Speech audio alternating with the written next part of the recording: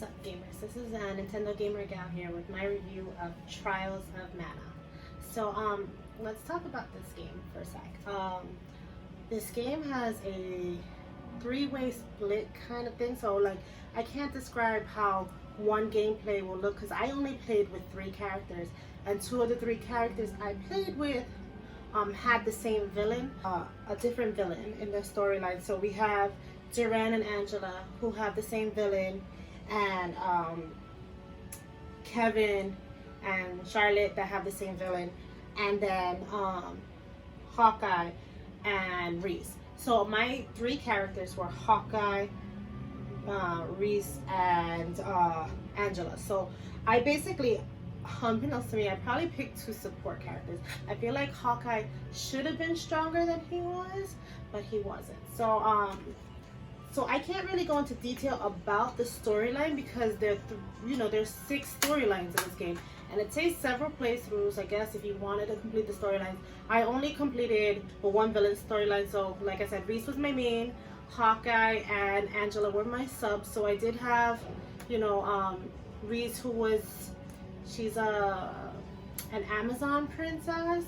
Hawkeye, who's like she's like the king of thieves, like trusted foot soldier or something like that, and Angela, who's also a princess. So I was walking around with a character of 2 princesses and a thief. This game is a remake of an SNES game, but it's on the Trials of Mana, the Collection of Mana series. So this is the 3rd game in the Collection of Mana. So the storyline is exactly the same from what I hear. I have to play the Collection of Mana, the 3rd game in that pack, to the 16-bit version to see if it's exactly the same. But from what I hear, the people that play the 16-bit version and this version, it's like just an upgrade in graphics. Storyline is basically the same. So it's not an in-depth storyline like most RPGs nowadays, because it's based off of an RPG back in, I believe, the 90s.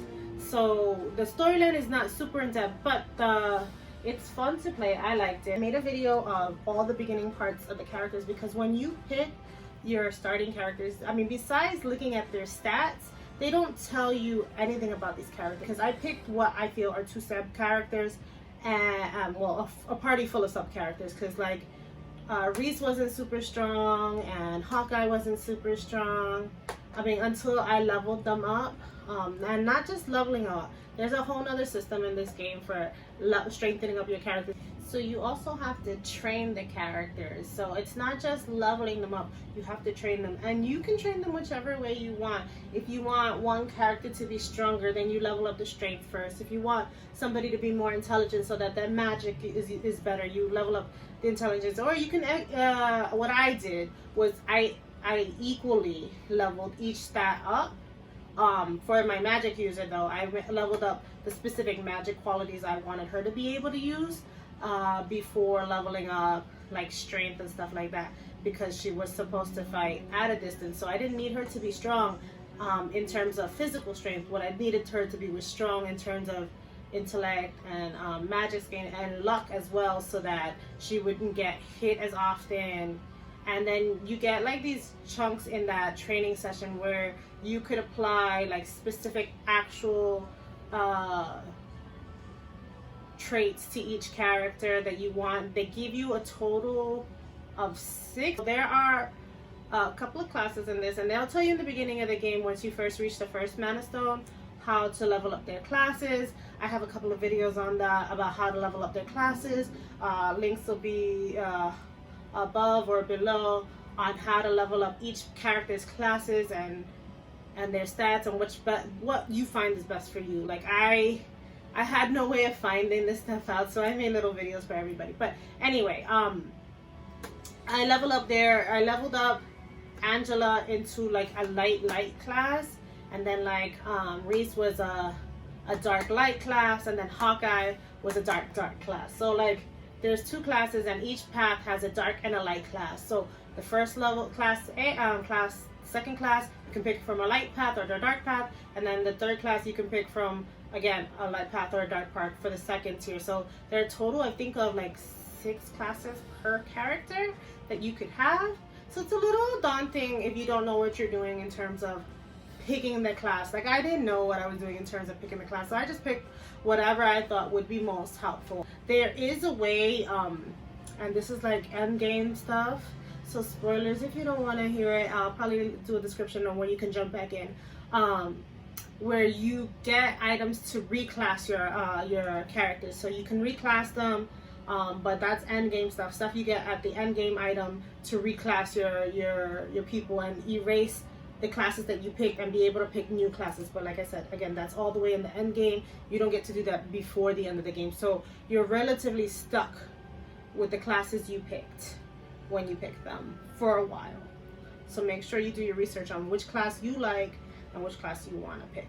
Okay, now the things that I was finding most difficult, so I didn't train my characters right away, so I did have a couple of hard times with the characters in the bosses, not the regular like little villains outside, but the boss fights. I had a problem because I didn't train my characters for a while, and because I didn't train them for a while, I was having problems beating the boss until I started training my characters. So just train them, look into how you want to train them, look into what stats you think are best for your characters, and like who you want to do what role. So all in all, I liked it. It's an ARPG, and it does allow you to pause the game when you're picking like items for healing and items for magic if you don't put them on quick buttons.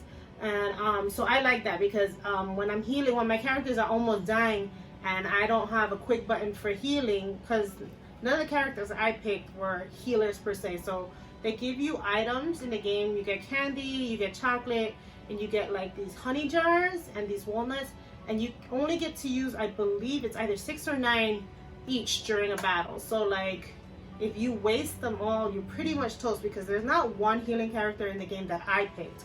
I think Charlotte is a main healer, but I didn't pick Charlotte, so I didn't have a healing person in my party per se. So if you have to stock up on your candies, stock up on your chocolates, stock up on your honey jars, stock up on your walnuts, and you should be fine. And I didn't have my characters using the items in the very beginning, so I had the item usage to 0. The characters weren't allowed to use any items, and I had to fix that so that they could use only 25% of the items that were available, so that I didn't always have to heal them, because to stop what I was doing to heal each character that got into a bind, like the first couple of bosses, my characters were, besides myself, were getting wiped, and so I was the only one able to stay alive, so then I was the main focus of the targets.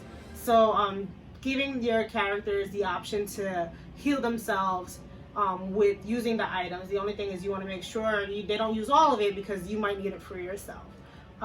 But I really liked the action sequences in the game. The cutscenes were great. I heard a lot of people say that they didn't like the voice acting a lot, and I didn't have a problem with it. I mean, there were some scenes that the characters could have been a little bit more dramatic with the voice acting. We have come so far. It took a long time, but we are so close to opening the portal. Let us hurry. But other than that, I didn't have a problem with this game. I liked it a lot. I really want to try the 16-bit version, but that is a little grindy if you are not training your characters. So train your characters. All right. Thank you for watching. Happy gaming. Bye.